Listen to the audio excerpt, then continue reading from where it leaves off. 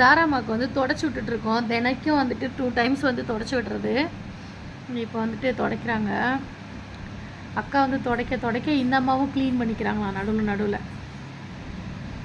ஏன்னா குட்டிகள்லாம் வந்துட்டு பால் குடிக்கிறது கீழே உட்காடுறாங்க இல்லையா, ஸோ அதனால் அது ஒரு இன்ஃபெக்ஷன் ஆகிடக்கூடாது சொல்லிவிட்டு ஸோ தினைக்கும் வந்து 2 டைம்ஸ் வந்து இது மாதிரி தொடச்சி விடணும்.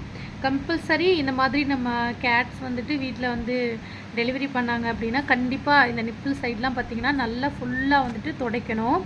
அப்படியே வந்துட்டு விட்டோம் அப்படின்னா அவங்க அப்படியே படுத்துட்டு இருக்கும்போது பார்த்திங்கன்னா எப்படினாலும் கீழே உள்ள அந்த இடம்லாம் வந்துட்டு அப்படியே படும் இல்லைங்களா தரையில். ஸோ அதை அப்படியே வந்துட்டு கிட்டன்ஸ் வந்துட்டு வாய் வச்சு குடிக்கும் பொழுது அவங்களுக்கு வந்து ஏதோ இன்ஃபெக்ஷன் வந்துடக்கூடாது.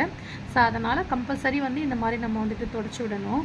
அவள் அழகாக வந்துட்டு காட்டுறா பாருங்கள் க்யூட்டாக. அவங்க அக்கா துடைக்க அழகாக வந்து இப்படியும் அப்படியும் படுத்து காட்டிகிட்ருக்கா ஜாரா குட்டி.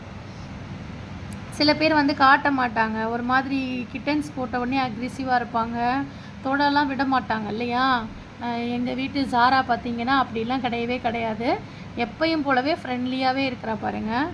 துடைக்கும்பொழுது அழகாக க்யூட்டாக வந்துட்டு காட்டிகிட்டு இருக்கிறா. நல்ல பிள்ளை, தங்க பிள்ளை. ஃபுல்லாக வந்து தொடச்சி விட்டுட்ருக்கோம் பாருங்கள்.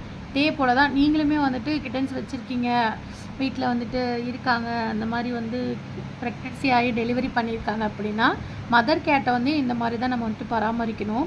லேஸாக வந்து எல்லோரும் சொல்லிடுறாங்க, என்ன அவங்க வீட்டில் வந்துட்டு பூனை வந்து குட்டி போட்டிருக்கு என்ன இப்போ அப்படின்னு சொல்லுவாங்க. ஆனால் அது எவ்வளோ பெரிய வேலைன்றது அந்த கிட்டன்ஸ் வளர்க்குறவங்களுக்கு தான் தெரியும். இந்த மாதிரி ப்ரெக்னென்சி கேட்லாம் வந்துட்டு வீட்டில் வச்சுருந்து வளர்க்குறவங்களுக்கு தான் தெரியும்.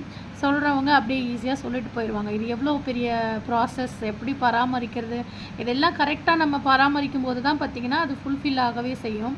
கிட்டன்ஸும் வந்து ஹெல்த்தியாக இருப்பாங்க, அதே டைம் மதர் கேட்டுக்கும் வந்து எந்த இன்ஃபெக்ஷனுமே இல்லாமல் நல்லா இருப்பாங்க. இப்போ ஜாராமாவுக்கு வந்துட்டு நம்ம லாஸ்ட்டாக ஸ்கேன் பண்ண போயிருந்தோம்ல, அப்போ வந்து டாக்டர் என்ன சொல்லியிருந்தாங்க அப்படின்னா கிட்டன்ஸ் போட்ட உடனே 1 மந்த் கழித்து கூட்டிகிட்டு வாங்க, அதாவது ஜூன் மந்த் வந்துட்டு கூட்டிகிட்டு வர சொல்லியிருக்காங்க இன்ஜெக்ஷன் பண்ணுறதுக்கு. ஸோ இப்போ அதுவும் நம்ம போயிட்டு பண்ண வேண்டியிருக்கு. ஸோ கண்டினியூஸாக இவங்கள வந்துட்டு பராமரிச்சுட்டே இருக்கணும். அப்படி வச்சுருக்கிறவங்க மட்டும்தான் வந்துட்டு கிட்டன்ஸை வந்துட்டு பராமரிக்கிறவங்க தான் வந்துட்டு வளர்க்க முடியும். அதுதான் உண்மை. அது இல்லாமல் நிறைய பேர் வந்து கிட்டன்ஸ் வந்து சேல்ஸ் பண்ணுறீங்களா, கொடுக்குறீங்களா, எவ்வளோ, எனக்கு மேல் கிட்டன் வேணும், எனக்கு ஃபீமேல் கிட்டன் வேணும், இப்படிலாம் வந்துட்டு நிறைய மெசேஜஸ் பார்த்துட்ருக்கேன் நான். இன்ஸ்டாலேயும் போட்டுட்ருக்குறாங்க, நிறைய பேர் கேட்குறாங்க, யூடியூப்லேயும் வந்துட்டு போடுறாங்க.